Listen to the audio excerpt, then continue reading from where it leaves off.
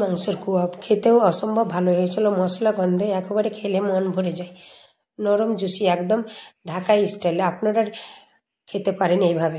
এখানে 250 গ্রাম মতন চর্বি ছাড়া গরুর মাংস নিয়েছি। এখানে হলুদ, লবণ, জিরে গুঁড়ো, ধনে গুঁড়ো আর আদা রসুন বাটা, অল্প সরষের তেল দিয়ে ভালোভাবে মাখিয়ে সিদ্ধ করতে বসিয়ে দিয়েছি। সিদ্ধ যখন হয়ে যাবে এইভাবে ভালোভাবে কষে নিতে হবে। কষানো হয়ে গেলে এখানে যে জিনিসটা মেন সেই জিনিসটা দিয়ে দিলাম। অল্প সরষের তেলে একটা ফ্রাই প্যানে দিয়েছি, তারপর দিয়ে দিয়েছি গরম মশলা।